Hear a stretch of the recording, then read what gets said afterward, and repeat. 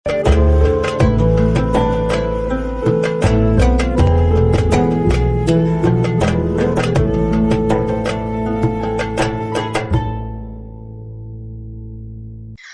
saja sih keutamaan salat? Ini dari buku atau kitab Shalatul Mu'min. Keutamaan salat, teman-teman sekalian, ada beberapa. Yang pertama, kita tahu seharusnya salat itu mencegah perbuatan keji dan mungkar. Dalam surah Al-Ankabut ayat ke-45, Allah Subhanahu wa taala berfirman, "Inna sholata tanha 'anil fahsya'i wal munkar."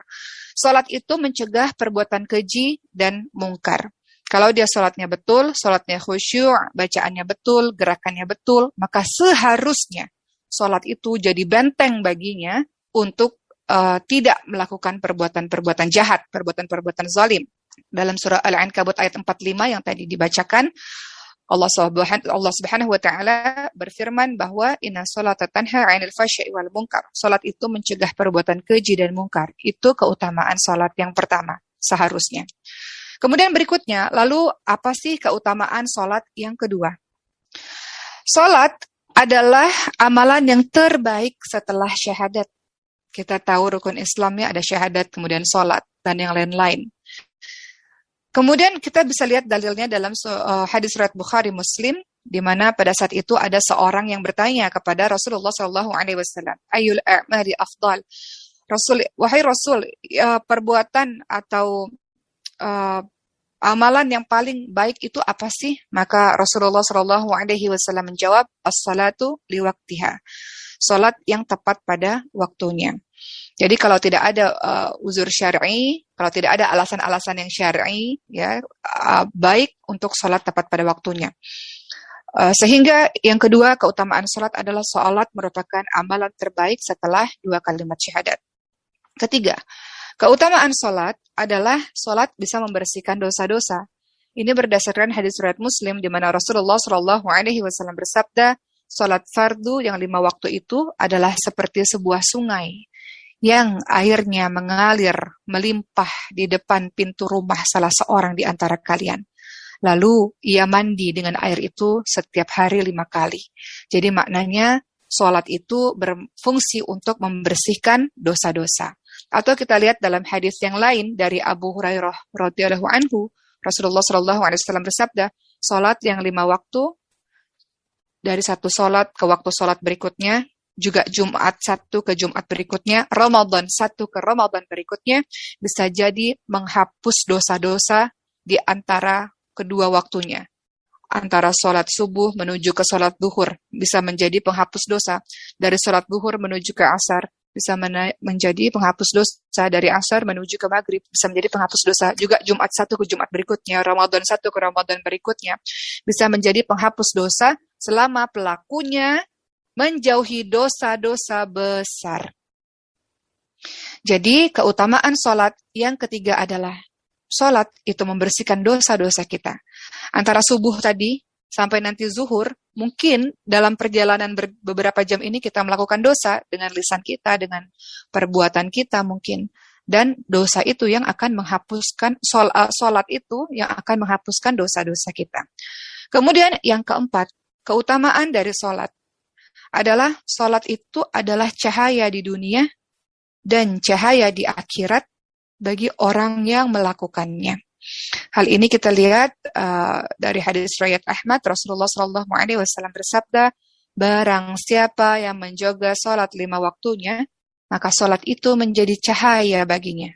Sholat menjadi bukti dan keselamatan baginya pada hari kiamat.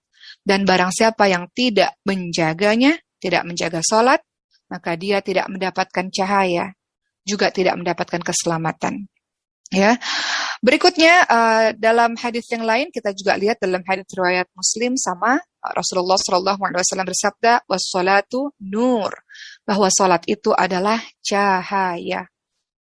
Atau dalam hadis yang lain kita bisa melihat Rasulullah SAW bersabda, berikan kabar gembira bagi orang-orang yang berjalan ke masjid dalam keadaan gelap, bahwa ia akan mendapatkan cahaya yang sempurna pada hari kiamat. Jadi kalau teman-teman di malam hari atau mungkin di subuh hari pergi sholat, terkhusus yang laki-laki misalnya di masjid, maka ia akan mendapatkan cahaya. Kelima, keutamaan dari salat adalah Allah akan mengangkat derajat dan menghapuskan dosa dengan sebab salat itu. Ini berdasarkan hadis riwayat Muslim di mana Rasulullah SAW ingatkan kepada salah seorang sahabat, hendaklah engkau memperbanyak sujud karena engkau tidaklah sujud kepada Allah dengan sekali sujud, melainkan Allah akan meninggikan derajatmu dan akan menghapuskan satu kesalahan dengan sebab sujud itu. Maksudnya sujud di sini adalah salat. Jadi ketika kita memperbanyak sujud, memperbanyak sholat, wajib maupun sunnah, apalagi di Ramadan ini, teman-teman qiyamul lail, sudahlah tarawih, kemudian teman-teman masih dengan tahajudnya, maka Allah akan mengangkat derajat dan menghapuskan dosa, sebab sholat yang kita lakukan. Keenam, keutamaan dari sholat adalah sholat termasuk faktor terbesar yang menyebabkan seseorang bisa masuk ke dalam syurga. Rasulullah SAW bersabda, ya, ada seorang, jadi ada sebuah kisah dalam hadis riwayat Muslim di mana seseorang ini pernah bermalam bersama Rasul. Kemudian beliau membawakan air wudhu kepada Rasulullah SAW. Kemudian Rasulullah SAW mengatakan, cobalah engkau minta sesuatu. Kemudian dia mengatakan apa? Dia mengatakan, as'aluka murafaqataka fil jannah. Dia mengatakan as'aluka murafaqataka fil jannah. Aku meminta kepadamu supaya aku bersama denganmu di syurga, kata laki-laki tersebut. Ada permintaan lainkah? Kata Rasulullah. Maka orang itu menjawab, itu saja yang aku minta ya Rasul. Maka apa kata Rasulullah? Perhatikan jawaban Rasulullah ketika orang ini mengatakan, aku ingin bersamamu di syurga ya Rasul. Apa kata Rasulullah? Rasulullah menjawab, tolonglah aku untuk mewujudkan keinginanmu untuk berada di syurga itu dengan engkau memperbanyak sujud. Dengan engkau memperbanyak sujud. Engkau mau syurga, maka tolonglah aku bisa mewujudkan permintaanmu itu dengan cara engkau memperbanyak sujud. Jadi yang keenam, keutamaan dari salat adalah salat termasuk faktor terbesar orang menyebabkan dia masuk ke dalam syurga Allah Subhanahu wa Ta'ala. Yang ketujuh, keutamaan dari salat adalah berjalan menuju salat akan dicatatkan kebaikan, meninggikan derajat dan menghapuskan dosa-dosa.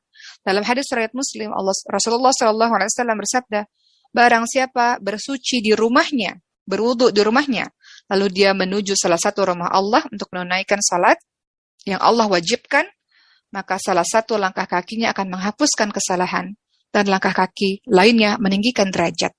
Jadi jangan heran kalau kita lihat di Indonesia maupun nanti kalau teman-teman Allah izinkan umrah atau pergi kemana-mana lah, kita lihat biasanya banyak orang-orang yang senang berjalan kaki. Kenapa dia jalan kaki menuju ke masjid? Ternyata dia ingin mengejar keutamaan bahwa satu langkah kakinya akan menghapus kesalahan selama dia menuju ke masjid dan satu langkah kakinya akan meninggikan derajat. Maka banyak orang-orang yang mau untuk berjalan jauh demi menuju ke masjid supaya mendapatkan keutamaan itu. Atau dalam hadis yang lain Rasulullah SAW bersabda dalam hadis riwayat Abu Dawud, jika salah seorang di antara kalian berwudu, jika berwudu dengan baik dan benar, maka dia keluar menuju ke masjid, maka dia tidak mengangkat kaki untuk melangkah kecuali Allah menuliskan suatu kebaikan untuknya dan tidak menurunkan kaki kirinya kecuali Allah menghapuskan satu dosa darinya. Jadi baik pergi ke masjid maupun pulang, itu sama-sama Allah berikan pahala untuknya. Allah berikan kebaikan untuknya. Kedelapan, keutamaan dari sholat adalah ketika seseorang sholat, sesungguhnya dia sedang dianggap bertamu di surga. Jadi setiap kali orang Muslim berangkat ke masjid untuk sholat, maka sebenarnya dia sedang bertamu di surga. Ini berdasarkan hadis dari Abu Hurairah radhiyallahu anhu, bahwa Nabi Muhammad SAW bersabda, barang siapa, hadis surat muttafaqun alaih, barang siapa pergi ke masjid di waktu pagi hari dan sore hari, maka Allah Subhanahu wa Ta'ala menyiapkan hidangan dari syurga setiap kali ia pergi di pagi atau sore hari. Maka sebenarnya orang yang menuju ke masjid, orang yang menunaikan sholat, sesungguhnya ia sedang bertamu. Dia dianggap bertamu di syurga Allah Subhanahu wa Ta'ala. Karena sesungguhnya Allah sedang menyiapkan hidangan untuknya di syurga setiap kali dia pergi sholat di pagi hari atau sore hari menuju ke masjid. Kesembilan, keutamaan sholat adalah dengan sholat Allah sama tadi ya, dengan sholat Allah menghapuskan dosa di antara sholat satu dengan sholat yang lainnya. Dalilnya atau kita lihat dalam hadis riwayat Bukhari Muslim, Rasulullah SAW bersabda, tidaklah seorang Muslim berwudu, dia memperbagus wudunya, lalu dia mengerjakan sholat, melainkan Allah mengampuni baginya dosa di antara sholat tersebut dan sholat berikutnya. Jadi itu keutamaan sholat yang ke-9. Keutamaan sholat yang ke-10, sholat bisa menghapuskan dosa-dosa yang telah lalu. Kita ini makhluk yang tidak luput dari dosa. Kita punya banyak dosa di masa lalu, mungkin sebab kebodohan kita, sebab ketidaktahuan kita, sebab kita mengikut pergaulan misalnya, atau apapun itu. Ternyata sholat itu bisa menghapus dosa-dosa kita yang telah lalu. Kita lihat dalam hadis riwayat Muslim, Rasulullah ingatkan, tidaklah seorang Muslim yang ketika masuk waktu sholat wajib, lalu dia memperbagus wudu untuk sholat tersebut, juga memperbagus kekhusyuannya dan rukuknya, melainkan itu sebagai penghapus dosa sebelumnya. Selama seseorang itu tidak melakukan dosa besar, dan ini berlaku sepanjang waktu. Yang ke-11, keutamaan dari sholat adalah para malaikat mendoakan orang yang melakukan sholat selama ia berada di tempat sholatnya. Jadi selama kita tidak beranjak nih, tetap kita berada di tempat sholat kita, menunggu dari waktu sholat satu ke waktu sholat berikutnya, maka para malaikat akan senantiasa mendoakan kita. Hal ini berdasarkan dalam hadis riwayat muttafaqun alaih, bagaimana Rasulullah SAW bersabda, sholat seseorang secara berjamaah lebih unggul 20 sekian derajat dibandingkan sholatnya yang sendirian. Karena jika seorang berwudu dan memperbagus wudunya, kemudian dia datang ke masjid sholat berjamaah, tidak ada yang menggerakkan kecuali keinginannya untuk sholat. Jadi dia ke masjid memang untuk beribadah kepada Allah Subhanahu Wa Taala, maka tidaklah kakinya melangkah satu langkah kecuali dengan sebab derajatnya diangkat dan dihapuskan kesalahannya sampai dia masuk dalam masjid. Dan jika dia sudah masuk ke dalam masjid, maka terhitung dalam keadaan sholat selama dia masih berada di tempat sholatnya. Dan malaikat pun akan berkata apa ketika kita masih tetap terus berada di tempat sholat kita dalam menunggu waktu sholat misalnya. Malaikat akan mengatakan, Allahumma arhamhu, Allahumma ghafir lahu. Malaikat akan mengatakan, ya Allah rahmati dia, ya Allah. Ya Allah ampuni dia, ya Allah. Malaikat juga akan mengatakan, ya Allah terimalah taubatnya, ya Allah. Jadi selama kita berada di tempat sholat kita, maka malaikat pun akan mendoakan kita. Perkataan malaikat ini terus-menerus berlangsung selama orang tersebut tidak menyakiti orang lain dengan perkataan dan perbuatannya, dan selama dia tidak batal wudunya. Makanya senantiasa memperbaharui wudu supaya kita mendapatkan doa dari para malaikat-malaikat. Kemudian yang ke-12.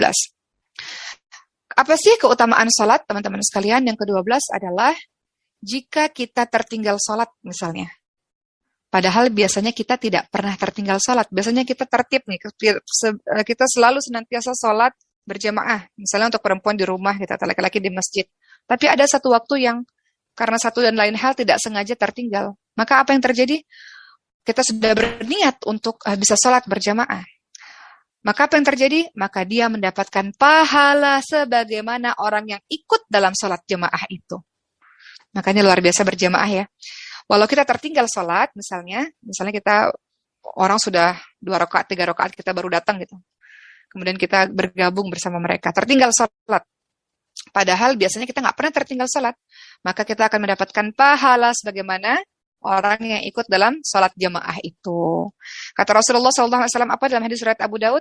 Barang siapa yang berwudu dengan baik dan benar, kemudian dia berangkat untuk sholat berjamaah, namun dia mendapati orang-orang sudah selesai menunaikan sholat, atau misalnya baru beberapa rakaat atau sudah selesai melakukan sholat, maka Allah memberikan pahala orang yang ikut dan menghadiri sholat jamaah tersebut tanpa mengurangi pahala orang-orang yang ikut dalam jamaah itu. Jadi kita bisa mendapatkan pahala dari orang-orang yang berjamaah itu. Kemudian yang terakhir, ke-13, apa sih keutamaan orang-orang yang sholat? Jika seseorang sudah bersuci, lalu keluar untuk melaksanakan sholat, maka dia tetap dicatat sebagai orang yang sholat sampai dia pulang. Pergi dan pulangnya dicatat sebagai pahala. Kata Rasulullah apa dalam hadis riwayat Ibnu Hibban, Sejak salah seorang di antara kalian keluar rumah sampai ke tempat sholat ini, maka langkah satu kaki ditulis sebagai satu kebaikan, langkah satu kaki lagi ditulis sebagai penghapus keburukan sampai dia pulang. Ya, jadi ini hadis yang berulang-ulang dan hampir serupa, yang sama-sama kita menyadari bahwa keutamaan sholat banyak sekali, keutamaan sholat sangat luar biasa.